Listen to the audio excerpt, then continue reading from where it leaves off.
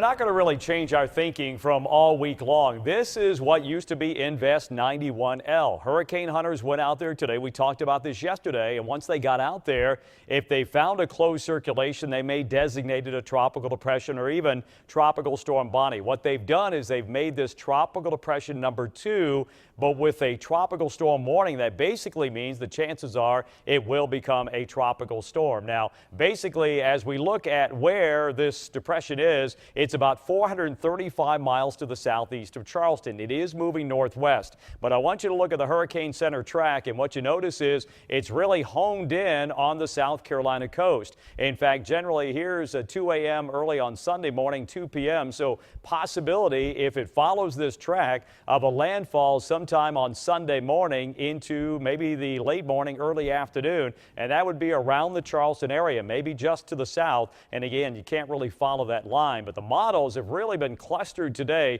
right along our coast. Once it reaches our coast, then there's a lot of question mark about whether it stays here, sits around, or whether it continues to move. We hope it continues to move because that would cut down on our potential rainfall totals. Here's the satellite look. We're looking great right now, but starting to see at least a few clouds rolling in around tropical depression number 2, and there it is. And what we noticed today is those hurricane hunters went in there as they found that closed circulation. So with that in mind, there is a tropical storm warning now for the South Carolina coast, up and down our coast. This is a graphic now. This is what the hurricane hunters did today. They fly out of Keesler Air Force Base. You're going to see the airplane come on in, and you can see as it moved through, this is the path it took. What it was doing is it was surveying the environment around tropical depression number 2. And here are some of the reports at 325, flight level wind about 30 miles an hour, 25 miles an hour just after 4 o'clock. But they did actually find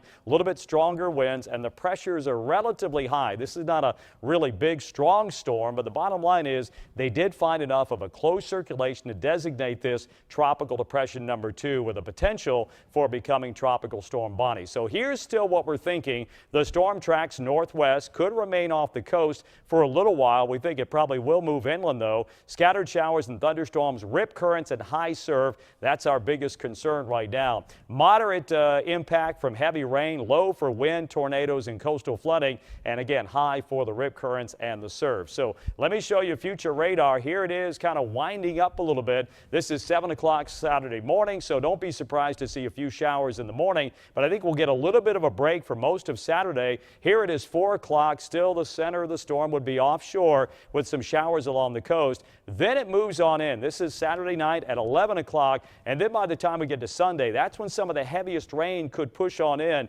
as the storm, based on the current track, will move on in, and most of the heaviest rain would be just to the north of the Charleston area. So we'll continue to monitor this as it is moving northwest, is a tropical depression with the potential, that's why a warning was issued, to become tropical storm Bonnie.